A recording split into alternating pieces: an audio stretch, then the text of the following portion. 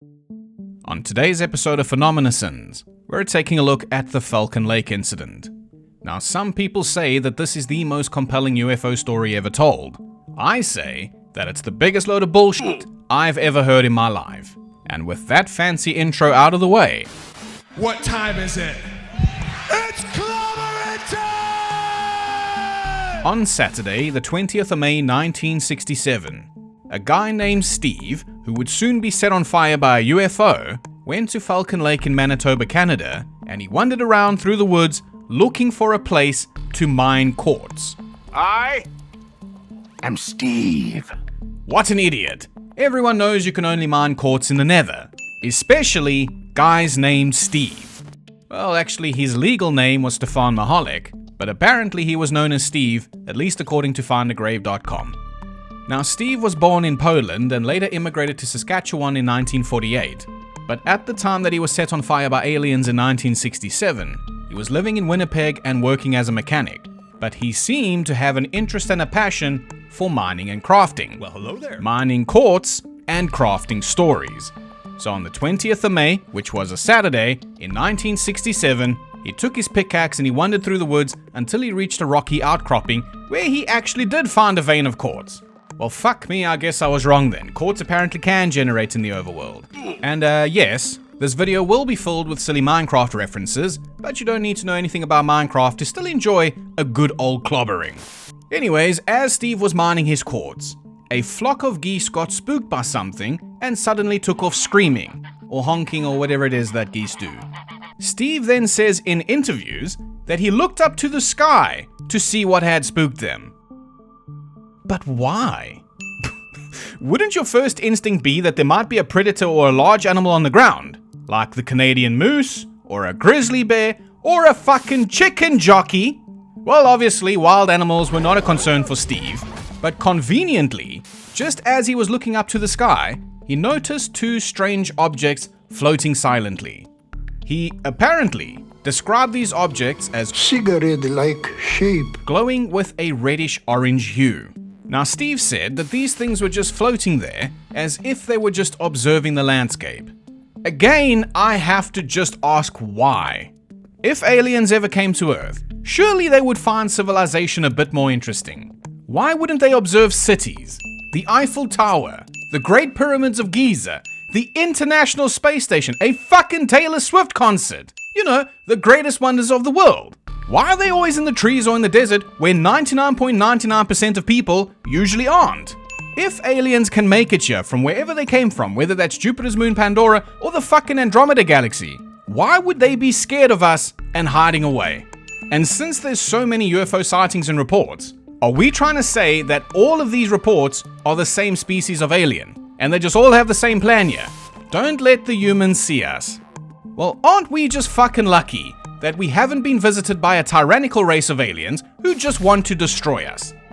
It's either one race that keeps sending ships and probes here for no reason whatsoever, or it's multiple races and they've all agreed amongst themselves to not let the humans see us. But then, if they can make it here, surely then they would have technology beyond comprehension and understanding, so hiding away should be easy mode or just not even a fucking concern. So then, most importantly, if they don't want to be seen, why are they seen? Now, I don't want to be a dickhead and just dismiss what Steve said he saw, so I'm going to give him the benefit of the doubt and offer a more likely theory than aliens. Now, since it doesn't seem like Steve explained exactly how these things were oriented in the sky, like if they were perfectly vertical, if they were horizontal, slightly tilted, or if they were both facing the same direction or whatever, it's kind of impossible to tell if what he was looking at was something natural or just imaginary.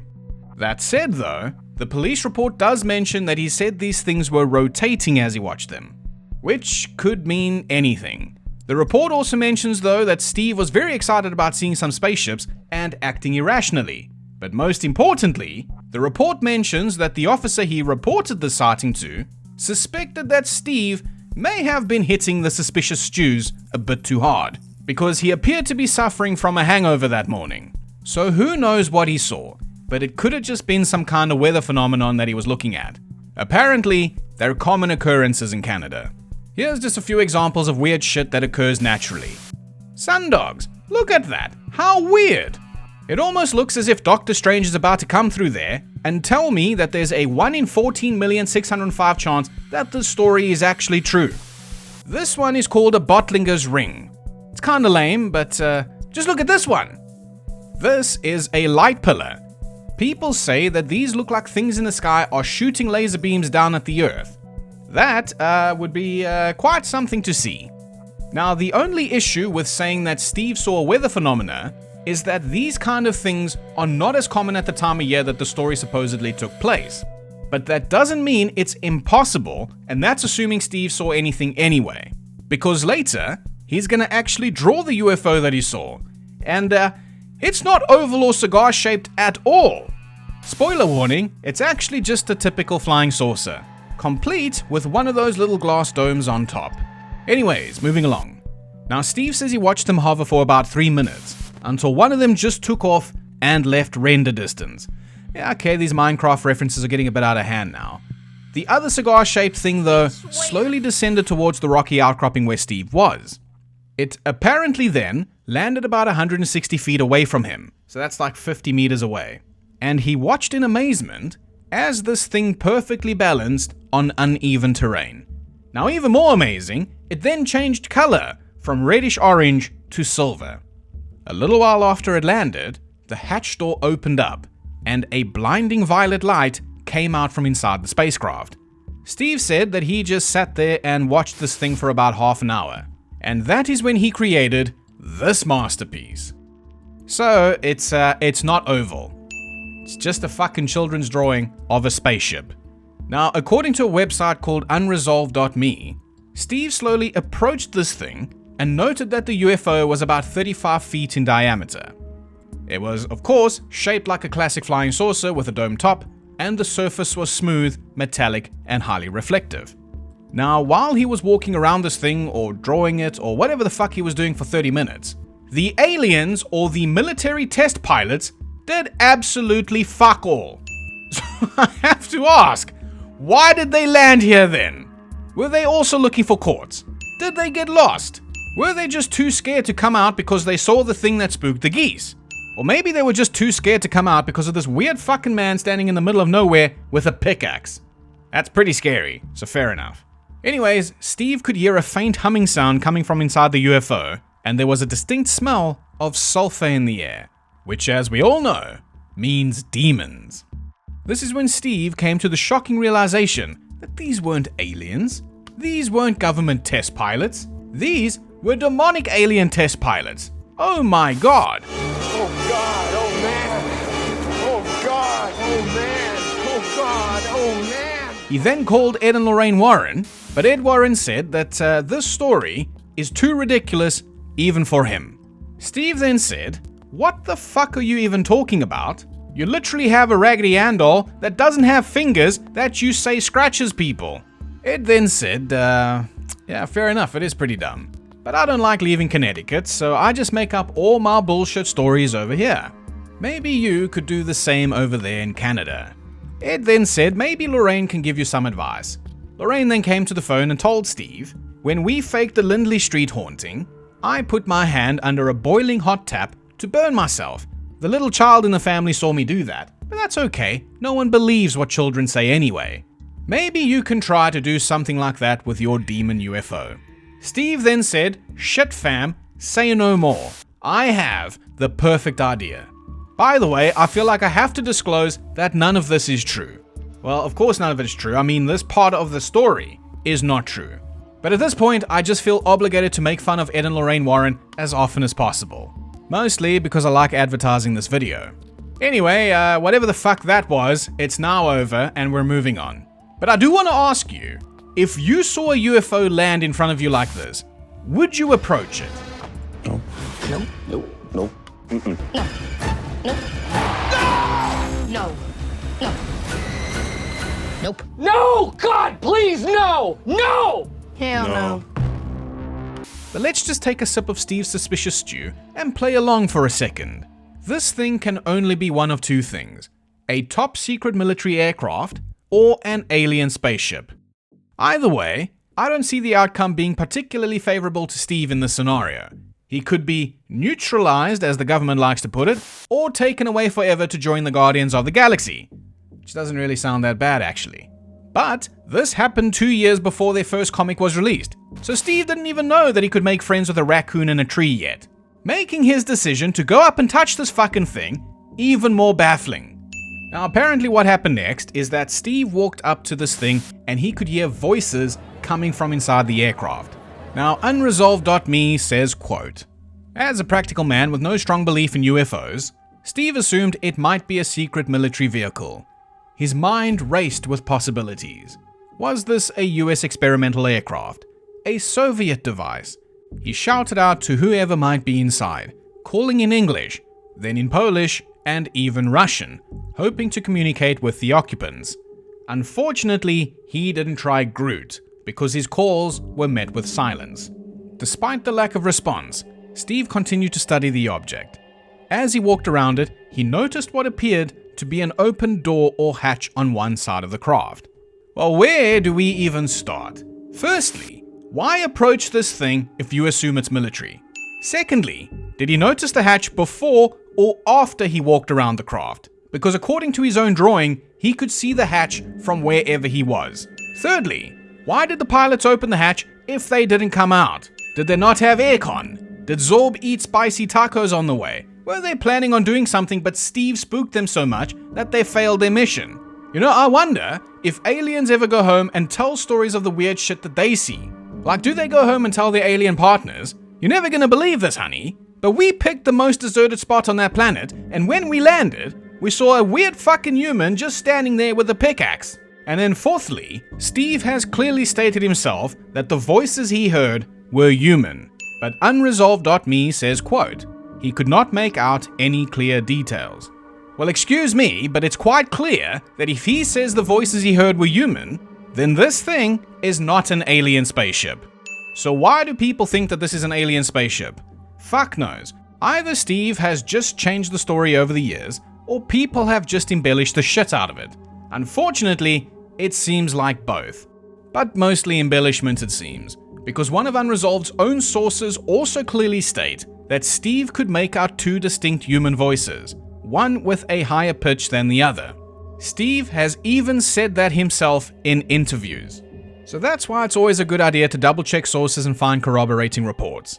But to echo the sentiment of the legendary Joe Nickel, is the purpose of retelling these strange, dark and mysterious stories like Falcon Lake to uncover the truth or create the impression of a mystery just simply to entertain people with absolute fucking bullshit presented as fact? Contrary to how I act and behave in these videos, I don't mind taking these stories seriously and trying to find suitable explanations. But at the same time, I have to just ask, can we please fucking stop embellishing these stories? If the evidence is so compelling, there is no reason to hype them up. But I get it. Most of these stories have no evidence. So we have to exaggerate a little bit then. But in the case of Falcon Lake, there actually is evidence. Evidence of a hoax. So anyways, after 30 minutes of all of these characters in the story doing whatever, Steve decided, you know what? I'm gonna touch this thing. As he put his hand on it, the fingers on his glove melted. He then, for some reason, thought it would be a good idea to look inside through the open hatch. And all he saw was a maze of lights. How he could see nothing inside such a small aircraft is beyond me. He didn't see any pilots, he didn't see a steering wheel, not even as much as fluffy dice hanging from the rearview mirror. All he gives us is a maze of lights. But as he steps back, the hatch then suddenly closes seamlessly. According to Unresolved again, it's at this moment Steve knew he fucked up. No, actually, it's at this moment, quote, he noticed a grid of small holes or vents on the side of the craft. Yeah, the holes that he drew 30 minutes ago when the craft first landed. Now these vents or whatever were directly in front of him. Then, without any warning except the door closing suddenly or the fact that he was looking at some highly advanced piece of technology that he shouldn't be fucking around with, the vents expelled a blast of hot gas, which struck him square in the chest. The force of the blast sent him sprawling backwards. Now, a point that a website called $3 Kit brings up, $3 Kit, by the way, is my favorite UFO debunking website in the world. Now, $3 Kit asks, how the fuck exactly were these vents supposed to have done this, given the way that they're angled in Steve's drawing? Steve would have had to have been like underneath the UFO somehow, like crawling on his knees or some shit, and he somehow got blasted backwards instead of into the fucking ground. But I suppose that's not important right now. What is important is the fact that this man is now on fire. Steve says that he quickly pulled off his shirt, which was almost completely destroyed by the fire, and then he pulled off his undershirt, which somehow survived this fire, and he stamped the fire out. As he looked back up at the UFO, it was now leaving. Realizing now that he was very badly burnt, Steve wandered back to civilization, where UFOs never go, to go and find help. Now, this is the part where the story goes from, I don't believe this happened, to you are literally pissing in my face right now. Because approximately at 3 p.m. that afternoon, Constable Solotki of the Falcon Beach Highway Patrol was driving down Trans-Canada Highway 1, about half a mile from the Falcon Beach entrance, where he was flagged down by Steve. Now, one of the first things mentioned in the official police report is that Steve seemed excited about this whole thing, instead of, suffering from being roasted by a UFO. And then Steve told Solotki all the same bullshit I just told you. However, when Solotki asked to see the burnt shirt, Steve refused, saying that he did not want publicity. Solotki did, however, notice a burn on Steve's hat, but not on his head. Strange how that works, but probably even stranger is that his head and his chest are separated by a whole lot of unburnt, uninjured skin. And finally, according to Solotki again, the wounds on Steve's chest just looked like he rubbed ash on his skin. You'd think that if you just got blasted with an alien spaceship exhaust that set you on fire, you'd be a little more fucked up, or at least a bit less excited or more concerned for the future of humanity when they finally come back and destroy us. But what the fuck do I know? I've never seen a UFO. At this point though, Solotki just kinda thought that this dude had hit one too many suspicious stews and was either drunk or hungover. He was able to see that Steve's eyes were bloodshot, but he couldn't smell any alcohol on him because every time he would get a little closer to get a better look, or a better smell I guess, Steve backed away. So he could have been pissed, we will just never know. I'm kidding, we will. Solotki then just noted that this guy was being uncooperative, so he decided to start probing Steve. With questions obviously. Get your mind out of the gutter. This is a family-friendly fucking show. Oh my god. I think reading all of these stories has finally broken me. Anyways, Solotki asks Steve, when did you get here to Falcon Beach? Steve said Friday. Solotki then said, okay, so where's all your camping shit? Steve said he had no camping shit. Now, I don't know if you remember, but the 20th of May, 1967 was a Saturday. So where in the blue flaming fucking hell was this guy sleeping on Friday night then? Under a maple tree, cuddling a Canadian moose? But Solotki said that all Steve had with him was a leather briefcase, in which his burnt undershirt was supposedly hidden from publicity. Now, other than Steve having no camping shit, his pickaxe and all his prospecting equipment were also missing, and he didn't even have a vehicle or transportation. So Solotki then offers Steve a ride back to Falcon Beach so he can get medical treatment. But Steve says no. Solotki then just says, okay, do you want to show me where you saw the spaceships at least? Steve again says no.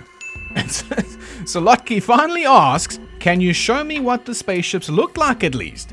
And then Steve proceeds to draw the UFO for him, despite the fact that he already made a drawing. Usually I add my 2 cents every couple of sentences, but this time I got nothing. This awkward interaction finally came to an end, and Steve then just fucked off to find a bus to take him home. His son then comes to pick him up from the bus stop, and the first thing he does when he gets home is call the Winnipeg Tribune. The newspapers then obviously published the story and titled the write-up, I was burned by a UFO. They even included this photo of Steve proudly posing with his art project. Later that night on the 20th of May, Despite Steve refusing Solotki's offer to help him get medical treatment, Steve went to the hospital anyway. Now, I'm not sure about this, but I assume that the police saw the papers and said, what in the actual fuck is going on here? Because 2 officers were then ordered to go to Steve's home and interview him. Now, they go to him on about the 23rd of May, and we will go back and we will look at all the hospital shit in just a second. But when these 2 officers arrived at his home, Corporal Davies and Constable Zacharias, they found Steve there, being interviewed by a guy named J.B. Thompson. Now, J.B. Thompson was a member of the APRO organization. APRO meaning Aerial Phenomena Research Organization. So much for not wanting publicity. This man has already called the newspaper and some UFO enthusiasts. Davies and Zacharias then probe Steve, with questions of course, like who he last saw before going out into the woods on Friday. And Steve says that the last person he spoke with was an employee at the Falcon Motel at Falcon Beach at about 10:30 or 11 p.m. on Friday night. But he wasn't drinking suspicious stews. He was drinking coffee. Sure, buddy, why not? Steve then told the police that his close encounter had made him horribly sick. He had headaches, he couldn't eat, he was vomiting, it was terrible, and everyone should feel sorry for him, blah blah blah. But the strangest thing of all that he said was that he had this weird taste in his mouth that spread throughout his entire body. Now, I don't know what that means, but I'd be quite concerned if I were him, because the last time we heard something like that, Sholto Copley turned into a prawn. What is happening to Mom? Just breathe deep. What is happening to Mom, Doctor? What is this all about? Just breathe deep. Calm down. Sleep. But Steve described this taste as burnt wiring or insulation. He also mentioned to the coppers that when he went to the hospital, he just told them that he got burnt by an aircraft exhaust. Because if he told them what really happened, they'd think that he lost his mind.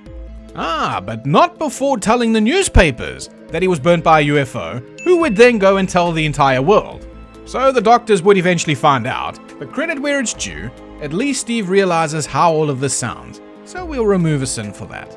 However, despite how serious this all sounded, being roasted by a UFO and all, Steve was not admitted to hospital. He was just treated in the outpatient emergency department and then released. So clearly, these burns couldn't have been that serious if they just released him that night and were mostly concerned with the fact that he had lost his appetite and couldn't hold his food down. Now apparently, the family doctor, Dr. Otway, just gave him some medications and sedatives and said, "Get the fuck out of here, I have more serious shit to do." It's important to note here that in Dr. Otway's report on this, there's nothing here about a matching grid pattern on the shirt and on Steve's chest. If you're already familiar with the Falcon Lake story, you know why that is important. If this is the first time you're hearing it, it will be very important later. Now, while talking to Steve at his home, Davies and Zacharias were curious to see the burns for themselves, so they asked Steve to show them the damage. This is the photo that was taken on this day, May 23rd, 1967. On this day, May 23rd, 1967, Steve's injuries looked like this. Now remember that, because it will be important later. Now in the official police report, Corporal Davies basically describes this as an exceptionally severe sunburn, but there's no mention of blisters, Steve wasn't transforming into a prawn, and he didn't possess an insatiable hunger for cat food. Oh, that's a pity, because you know this, well, this is a nice cat food, you know. The creatures became incredibly obsessed with cat food. But maybe he would have if he didn't lose his appetite, who knows. The next thing Davies and Zacharias wanted to know is why Steve didn't show Solotki the shirt. Steve then came up with some bullshit about the shirt being radioactive and he didn't want to contaminate anybody else. And he says that after he told Solotki that he was going to take this fucking thing on a bus with him inside a leather briefcase, instead of, getting a ride with Solotki, the one guy that he had already spoken with anyway. Does that sound like a person who is thinking clearly? Also, I don't think leather is a good shield against radioactive materials, but whatever. When Davies and Zacharias asked to see the shirt, Steve this time just handed it over to them. It's important once again to note here that Corporal Davies doesn't make any mention of a grid-like pattern being burnt into the shirt or once again, a matching pattern being burnt into Steve's chest. Now, why this is so important is because this claim is the reason that so many people think that it's real. Which is great, because once we debunk that, this entire story is a glorified sleepypasta. A very boring story. So again, Davies makes no mention of the grid pattern being burnt onto the shirt or the burns matching Steve's chest right now, but he does write in his report that he sniffed the shirt and it smelled like burnt wiring or insulation, the same shit that Steve was tasting in his mouth. I'm pretty sure that if a doctor had to notice, okay, these burns on the shirt are identical to the burns on this man's chest, and the same for a police officer, they would probably document that. As for the reason why everybody who examined this man felt the need to admit that fact is fucking beyond me. Unless, of course, that claim had not yet been made. Good brain.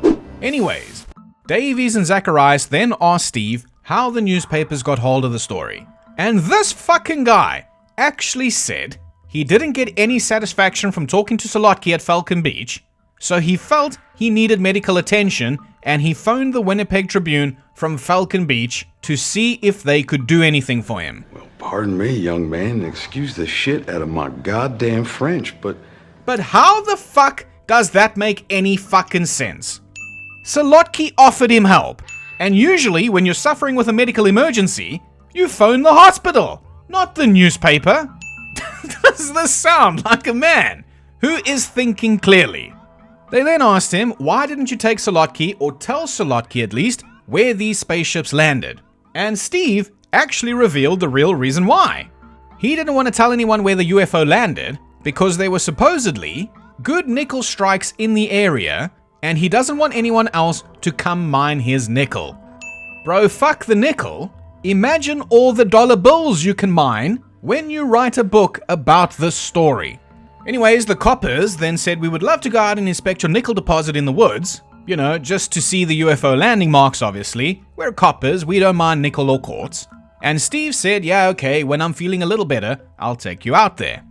They then told this man, if he or anyone else goes to the site, they shouldn't fuck with anything so the police can do a proper investigation. Remember that. Now, following this interview, Davies and Zacharias arranged a meeting with Dr. Otway, who basically just said that he couldn't find anything wrong with Steve mentally, but he did get the impression that he went through some kind of severe ordeal. Other than that, there was nothing of note. The burns showed no sign of anything strange, and as far as his burnt undershirt and cap go, doctors actually examined them at the Manitoba Cancer Research Clinic, and they concluded that there was no radioactive material at all. As for the melted glove that JB Thompson stole, that was later returned to Steve, probably because nothing weird was found on that either. Now, according to Steve, after he got burnt by that UFO, he left all of his shit behind at the landing spot, like his completely destroyed shirt, a patch of moss on the ground that got set on fire, and his pickaxe probably. So finding the site should not have been impossible. Would have obviously been a lot easier if Steve would have just accompanied the police there. But since this guy was still chundering his guts out, Davies, Zacharias, and about 7 Royal Canadian Air Force members flew out over the area to try to find the supposed landing spot, but were obviously unsuccessful. They then decided to go back to Steve and ask him to stop fucking around. Just tell us where this thing landed. Steve then told them that they could find the landing spot by following a path where he left an old saw on top of a rock. And now, this just sounds like some sort of cryptic side quest, and no one has time for this kind of bullshit. But at least he did give the cops an additional clue. He said that they would know that they're going the right way if they found the empty shopping bag that he threw into the woods. What a fucking asshole. Davies and Zacharias then went out into the woods, and they found the saw, they found the shopping bag, they cleaned up Steve's mess, but they just couldn't find the place he said he saw a spaceship land. They then contacted Steve on the 26th of May again, and he said that he was feeling a bit better now, but still couldn't eat and still didn't want to go out into the woods yet. Davies and Zacharias had no choice but to say, fair enough. Let us know when you are ready. However, Steve wouldn't let them know that he was ready. Just a few hours later, when he would return to the site that very same day with a mining partner of his named Gerald Hart. So that was a fucking lie. And if you don't think that Steve is full of shit yet, just wait until you hear what happens later. So Steve calls the police back later on May 26th, and he tells them that he went out and he found the landing site. The police then ask him, why in the blue hell did he go back out there without them? And he says, well, I was just concerned about all my cool stuff disappearing. What an idiot. Everybody knows that all your items despawn after 5 minutes. At this point, it had already been 6 days. All of Steve's stuff was gone. I'm kidding. Items don't despawn in unloaded chunks. So Steve's stuff was safe, since UFOs only ever go to places where there are no fucking people. What a very niche joke that was. But despite the coppers telling him not to remove anything, Steve told the police that he had already collected all of his cool shit, and collected some soil samples for them. How nice. But now he was no longer willing to tell them where the spaceship landed to protect his nickel deposits. The police then probably said, this is incredibly suspicious, but we'll examine your soil anyway. What a fucking surprise, the soil was highly radioactive. Now, the police report doesn't cover what happened immediately after this, so I'm just gonna hope that Wikipedia isn't too wrong here. But what seems to have happened next is that the police just told this guy, take us to the site or we'll probe you. For real this time, with your own pickaxe. So Steve then agreed. When they arrived there, investigators noted a semicircle where moss had been removed. They also detected trace amounts of radiation in a rock crevice, but the levels posed no danger to life. Some chemists actually suggested may have just come from commercially available radium-based luminescent paint. After this, things seem to have gotten a bit out of control. On June 30th, 1967, newspapers reported that Steve's case was being investigated by defense authorities because there was now, all of a sudden, a surge of UFO reports in the area. By October that year, newspapers reported that Steve had gone international. He got interviewed by Professor Ray Craig of the Condon Committee in Colorado. So much for not wanting publicity. Newspapers then reported that Steve had led authorities to the reported landing site again, where they confirmed the presence of burnt vegetation. Burnt vegetation. Oh no, that can only be caused, I think, by aliens, not somebody wanting to keep his hoax going. And then on November 6, 1967, the Minister of National Defense, Leo Kaju, stated that the government would not publicly release the official investigation report. Well, damn.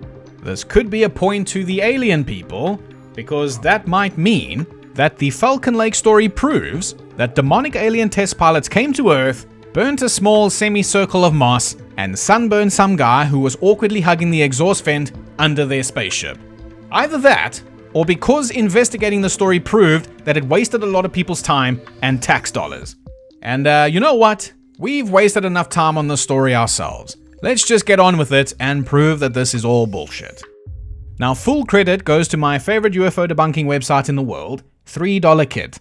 There's a couple of other cases there that Charlie Weiser has debunked as well that you may enjoy reading, so I do recommend that you check the website out. Plus, I'm just going to be quoting bits and pieces from her Falcon Lake article. The full article is far more thorough. There is no fucking way on earth that you can read that article and come out believing that the story is true. According to Charlie Weiser from $3 Kit, when you read a report on this case today, you'll learn that the UFO blasted its exhaust at Steve, burning a grid pattern onto his undershirt and a matching pattern of red dots on his abdomen. But looking at the original documents and Steve's own words from 1967, a different story emerges. Just for clarity, the story I just told you is the 1967 version, not the version that all your favorite YouTubers tell today. Now, these are the photos that everyone has associated with the 1967 story. And hopefully, you're saying the same thing as I'm gonna say. These injuries do not look the same at all. And when you take a look at the shirt, you can clearly see the dots here are surrounded by like a box or a borderline. Now, Steve has an explanation for this, of course, but apparently these vents had these slits around it, and both the holes and these borderline things ejected the hot gas or fire or chemicals or whatever the fuck at him. But isn't it just amazing how perfectly flat this burn is? Maybe he wasn't cuddling a Canadian moose under a maple tree on Friday night. Maybe he was cuddling his demonic UFO. Also, as I mentioned earlier, the report from the ER doctor who treated his burns does not mention this grid pattern, and that is probably because the photograph on the right, the one that everybody now associates with the Falcon Lake incident, wasn't taken right after the incident happened. This photo was taken in January 1968, 7 months later. Now, apparently the story is that the burns came back again, and then this newspaper article here claims that the red welts or burns are identical to that of the burns he said he received from a hovering machine late last May. So that was a fucking lie. As I also mentioned earlier, this grid pattern wasn't mentioned in the police report either. But the biggest clue that we have that this is not the same injury at all is that nobody reported seeing a grid pattern burned into Steve's chest. Oh, I'm sorry, stomach. Charlie Weiser theorizes that this little addition to one of the most compelling UFO cases ever was just retroactively inserted into his story. And everybody, it seems, have been erroneously reporting it that way ever since. Now, there's actually more evidence that this pattern thing is bullshit. The reporter Heather Chisvin, the lady who wrote the article on Steve titled "I Was Burned by a UFO," wrote that Steve was suffering from chest burns, and that he has remnants of an undershirt with a geometrically patterned burn spot on it. Hers were the first eyes on the shirt, but she did not mention any matching grid of dots on Steve's body. Why? Because it probably wasn't there. Heather Chisvin also went looking for a statement about the burns from the ER doctor, and the ER doctor said that there was nothing unusual about them at all. And you'd think that a doctor would have noticed if his patient had a grid of burnt dots on his skin.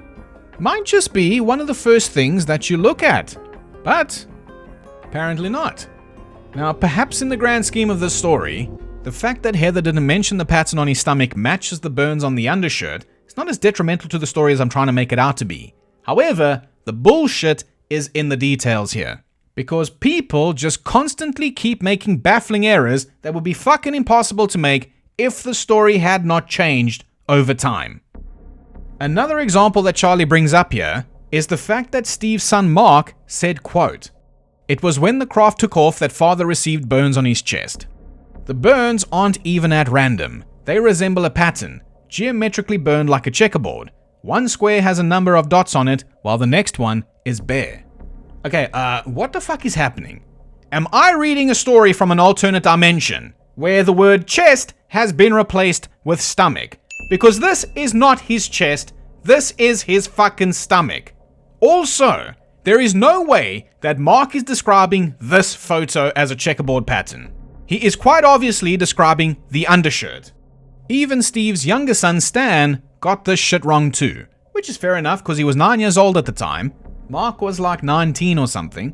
But Stan said recently, and by recently I mean like probably 10 or 20 years ago, that after he saw his father for the first time after he burned himself somewhere, quote, "I spotted bandages on his upper chest. He showed me the burns on his chest, an angry red patch of blisters with scorched hair and a pattern of dark red dots as large as coins marching across his abdomen." Firstly, where are the chest burns? Where did you get that preposterous hypothesis? Did Steve tell you that perchance? Steve. Secondly, where are the blisters? The coppers and the doctors reported no blisters. Now, if we can credit Lorraine Warren with anything, it's the fact that she said, nobody believes what children say anyway. And she may be right, because I don't believe a word that Stan is saying. Now, what seems to be happening with Stan in this interview is that he seems to be recalling a false memory. Which is fine, that's pretty common. Some people call it the Mandela effect, some people just call it recalling false memories. His brain may just be merging these two stories together. Again, that's fine. That's why it's always good to have documents and evidence. And as evidence that Stan is recalling a false memory, he described the photo in the article written by Heather Chisvin as his father holding his pajama top open to reveal the pattern of dots across his upper chest. Now, this would be incredible because at the time that she wrote this article, this pattern of dots was not on Steve's body. It would also be incredible because that was not the photo used on that article. I don't know why I found that funny. I think I'm losing my fucking mind. Quite clearly here, Steve is just proudly holding up a drawing of his spaceship. Now look, I just want to emphasize, false memories happen. That's fine. I got nothing against Stan, but to everybody else who is relying on Stan's misremembering of things that happened decades ago as proof of a UFO encounter is not good enough. For a claim this extraordinary, you need extraordinary evidence. And unfortunately, the evidence here clearly shows that there was some fuckery. Now speaking of Steve's drawing, apparently, when Steve flagged down Solotki on the highway, Solotki asked Steve to show him what the UFO looked like. So Steve made another drawing. So if he had been sitting there for 30 minutes drawing the fucking thing, why didn't he just show Solotki that drawing instead? Now it's important to point out here that no one saw this drawing Steve is holding or even his burnt undershirt for several days after this supposedly happened. Not that that would prove he saw something in person, but it's just another indication that he is being deceptive. Steve also went back to the site without the police as well. So excuse me for being a little suspicious of Suspicious Steve here, because I don't think an honest, trustworthy dude who didn't want publicity and to contaminate other people would be pulling all of these shenanigans and going on public buses and calling the newspapers to get him a doctor. So when we get to the claim that these burns here were caused by a UFO's exhaust vent, how in the blue flaming fucking hell did he even manage to get burnt this way? It bears repeating, because according to this man's own drawing, he would need to be hugging the saucer from underneath like crab crawling or crouching and leaning backwards or something, because these burns are perfectly flat. And apparently, according to his drawing again, the spaceship's door or hatch or whatever is in the same awkward downward facing position, which again makes no fucking sense either. But Steve never mentioned having to crab crawl to look inside to see the maze of lights. However, he then later corrected this detail by saying the hatch was actually on the top side of the saucer, literally contradicting his own drawing that he apparently spent 30 minutes on. And you may just be thinking, perhaps Steve was just a shit artist. Unfortunately, he actually was an artist. Of some sort at least, not professionally. However, in this drawing here, he describes the craft as being 4 foot tall and 35 to 40 feet in diameter. That is awfully small. He then later corrected this detail as well and claimed that the craft was almost triple that height and said it was 10 or 11 feet tall. Which is a fucking huge error to make, given that he went and stood right next to this thing and touched it. So I completely agree with Charlie, who says that it's just very unlikely that he made this sketch from life, given how wrong he got everything, and also the fact that he just drew it again instead of showing the original 30-minute sketch to Solotki. And speaking of Solotki again, it's important to repeat his claim that the burns on Steve's chest just looked like ash. When he found Steve was only wearing a jacket. He had nothing on underneath. But Charlie makes a good point here. When you suffer first-degree burns, which is what Steve's weird blotches were described as, they do not blacken the skin. So Solotki's observation here might be quite important, because it may suggest that Steve just smeared ash across his own chest. And in case you were wondering, Solotki also never mentioned that there was a grid-like pattern on his chest or his stomach, because that obviously wasn't present at the time. Now, do I think that Steve may have just burnt himself accidentally on a fire that he started out in the woods to keep warm on Friday night because he couldn't find a Canadian moose or a demonic UFO to cuddle and keep warm? I have no idea. How did he burn himself? That's the real mystery. But what I can say is that I don't believe whatever the fuck he said happened. And I've been pretty rough on Steve this video, but this guy spoke so much bullshit that people just ignore because I guess they just desperately want to believe in this unexplainable UFO story. Like, for example, Steve actually claimed that Solotki refused to help him, when in actuality, we know that he offered to take him to Falcon Beach and get him medical treatment. Steve, very bizarrely, claims that he saw Solotki walking up to him on the highway, when Solotki was actually driving and Steve excitedly flagged him down. Solotki reports that Steve showed up at the station half an hour later and asked for him by name. Steve, on the other hand, never mentioned this visit to the police station and emphasizes that nobody would help him, which is what forced him to call the newspapers. Solotki reports that Steve was carrying a brown leather briefcase similar to government issue, whereas Steve's son reports that he always took a green haversack with him when he went prospecting. So we gotta ask, why did Steve take a different bag this time? If he also took the haversack, what happened to it? Furthermore, if you recall, Steve claimed that he was just drinking coffee at the Falcon Motel. But when police interviewed employees there, they all said that this guy drank several suspicious beers that night. And it's not looking so good for suspicious Steve anymore. Now, we could keep going on about the fact that these original burns were never mentioned or reported by anyone, and do not match the later grid pattern, but I think you get the point by now. However, the undeniable killing blow here, that this is all just a deliberate hoax, is if you look here, the photo on the left. Now, Steve either shaved his body hair, or it got burnt off by the aliens. If that's what you prefer to believe, that's fine, I don't fucking care, because you'll see why you're wrong in just a second. So the hair is missing there. Amazing. In the later 1968 dot pattern photo, the rash or injury or paint or makeup or whatever it is occurring in the area where Steve did not get burned. His hair is still there. And there you have it. The Falcon Lake story is completely debunked. But also, the undershirt does not appear to have been burnt in the same place as his skin. If it was, it would indeed be across his chest. But instead, the dots on his skin are all the way down here on his stomach. The only way that this could be possible is if he was not wearing the shirt when it got burned. And since Overkill is my middle name, Mist Overkill Storian, I don't really like that, the shoulder straps on the undershirt appear to have been burned too. But Steve never mentions burns to his shoulders. In fact, his hat also got burned, but there is no burn on his head. Now, in the police report, they make mention of the fact that the back of the cap is burned. Steve, of course, explained this by saying that he was wearing his cap backwards when he got blasted by the UFO. Amazing though how the cap got burned, but his face didn't. Now, this next bit is the most incredible thing in this entire story, and I think it kinda ties everything together. Charlie Weiser points out that these burns here on the undershirt appear to be on the back of the shirt, not the front.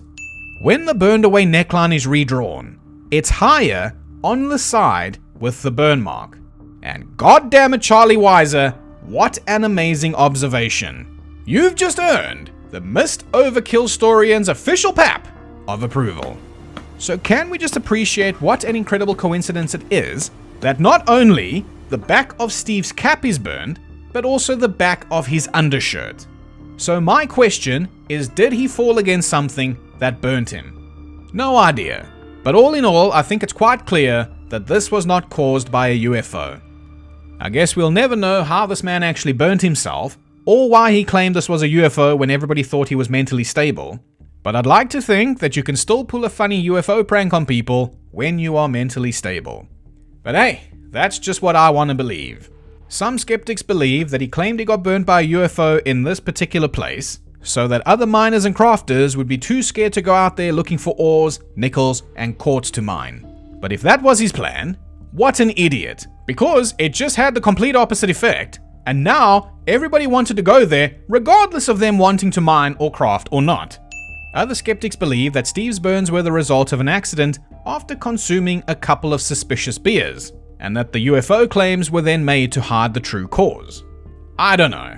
Perhaps it was just a little bit of everything. Maybe he was just bored. Maybe he didn't think about it. Maybe there was no master plan. Who knows why he did this?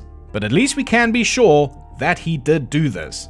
Because given the fact that he went back to the landing site first without the police has made people suspicious that the radioactive contamination was actually planted by Steve and Gerald after the incident to solidify the hoax. And that gels very well with the fact that the burns on his stomach were almost certainly hoaxed as well, or at the very least, a completely unrelated injury or allergic reaction that he retroactively fitted to the story to once again solidify the claims. It is also important to note here, Steve never went to the hospital to have these dots examined. And those are the dots that everybody associates with the UFO injury. But I'm always curious, what do believers think? Well, believers claim that Steve never changed his story, which is weird because he did. Here is just a few examples. He changed the height of the UFO in his drawing. He changed the position of the hatch or the door in his drawings. He put the dots on the wrong side of his stomach 7 months later, and he changed his reason for calling the newspaper from just wanting their help to get him a doctor to the police wouldn't actually help him, so he then called the newspaper to see if they could get him a doctor, when he actually already had a family doctor. What a bunch of fucking bullshit. Lady Charlie Weiser concludes her absolute destruction of the story by saying, quote, "The other evidence for this case is unconvincing or turned out to be red herrings. No radiation poisoning, no unusual radioactivity at the site, and other features at the site such as silver rods, dead leaves, and cleared rock could easily be man-made or planted. As such, the unusual grid dots allegedly caused by the craft's exhaust was all this case had going for it. Those dots, though, did not appear until 8 months later and don't match up with the burn on his undershirt. If Steve was truly burned by a UFO, there was no need for him to deceive."